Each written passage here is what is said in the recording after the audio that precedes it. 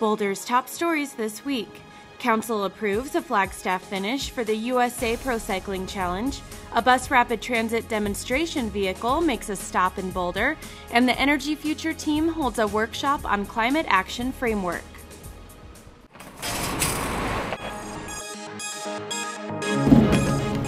Welcome to Inside Boulder, featuring topics and stories that impact the community of Boulder, with Patrick Von Kaiserling and Jennifer Bray.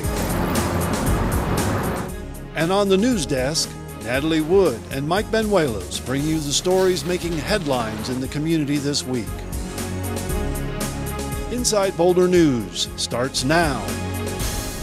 Welcome to Inside Boulder News. I'm Natalie Wood. The USA ProCycling Challenge will keep what supporters say will be a bold and unforgettable finish on the top of Flagstaff Mountain this August.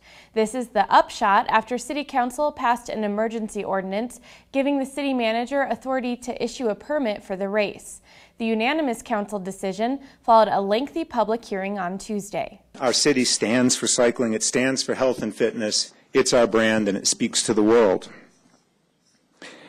Nearly 18 months ago, we made a commitment to not only bring the USA ProCycling Challenge to Boulder, but to have it be the most amazing, challenging, and truly epic stage of the race. And with a finish on Flagstaff, a finish where we propose to be on Flagstaff, we and the rest of the cycling world feel we will achieve that. But opponents raised concerns about the finish, which is expected to draw thousands of spectators. For 45 years, we have protected our open space from competitive events for profit. The Red Zinger, the Coors Classic, and the Criterion were successful community races on city streets. They weren't about profit, and they weren't on open space.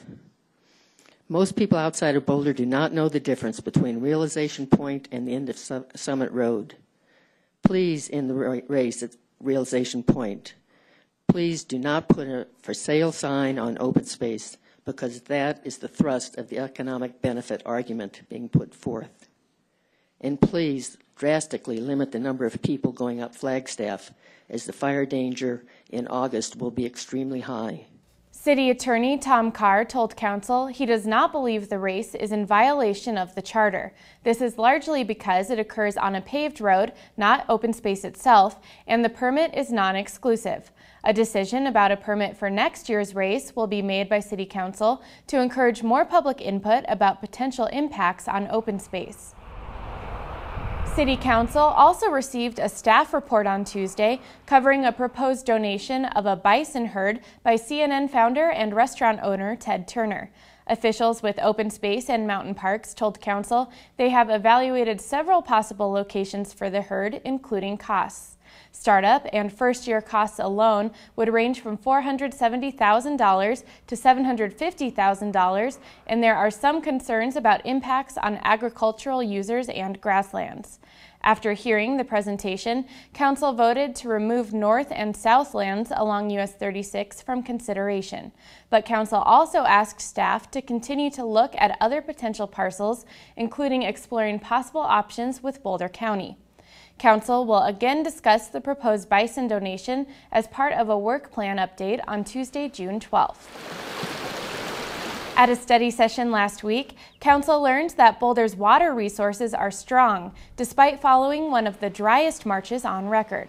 Staff updated Council on the water levels at Boulder's mountain reservoirs, which have 6,000 acre-feet more in storage than in 2002. The increase is attributed to record snowpack from last winter and infrastructure changes that have doubled capacity at the Boulder Reservoir Treatment Plant. We look at multi-year weather patterns and water storage, and last year we had some record snowfall in the mountains, so we had record snowpack levels, so our storage levels are really good. So coming into this year, it's a much different situation than we were in 2002, where the reservoir levels were already drawn down. We're pretty full. So as we go into this year, and certainly looking at the weather patterns as they might develop in the next year, we're cautious, but it looks like we're in a good situation. Our residents have done such a good job. That's part of the reason that we're in a good situation now. So as we continue to conserve, it just puts that less demand on our storage levels.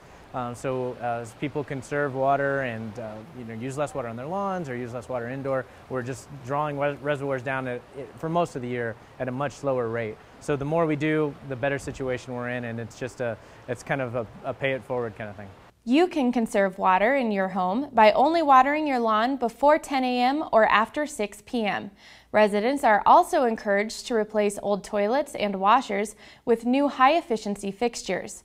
Check out bouldersaveswater.net for information on rebates available to help replace fixtures and more on water conservation. Boulder to Denver commuters might be riding on a new type of bus after the US 36 Fast Tracks project is complete. The Highway Transformation Project incorporates 18 miles of bus rapid transit from I-25 to Table Mesa in Boulder. One of the BRT vehicles made its way to several Denver area locations this week, including the Boulder Municipal Campus. I stopped by to see what makes this bus unlike any other.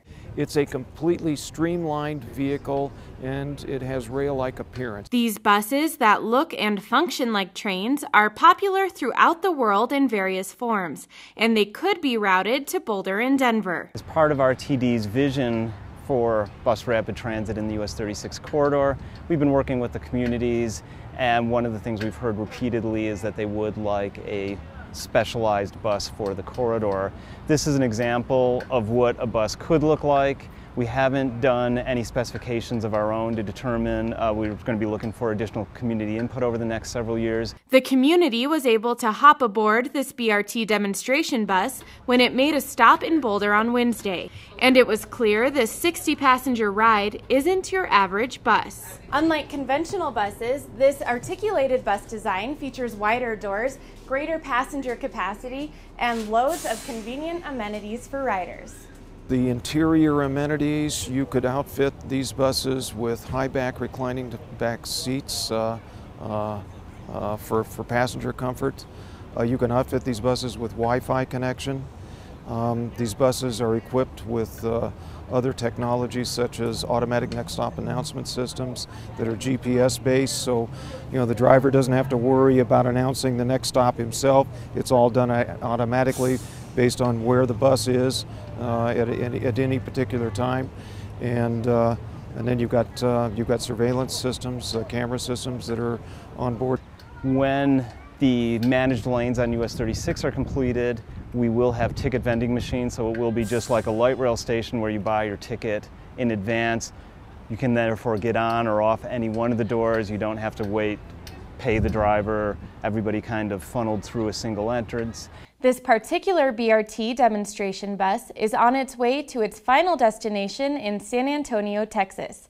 RTD is still evaluating whether these would be the exact buses for the Denver to Boulder system, but officials say they wanted to give the public an idea of what's available as the new class of bus rapid transit service is carried out in our region. Boulder's Energy Future team is inviting members of the public to an open house on Wednesday, June 13th to learn more and provide input on a possible climate action framework that would start next year. The workshop-style event will be held at Boulder's West Senior Center from 6 to 8 p.m. There will be 5 stations hosted by city staff to provide information and hear your feedback. You can learn more about the meeting and all aspects of Boulder's Energy Future by visiting the Energy Future website. That's all the time we have for this week. You can connect with Inside Boulder News on Facebook by submitting news tips and questions. Just search for City of Boulder Channel 8. Thanks for watching, and stick around for more Inside Boulder next.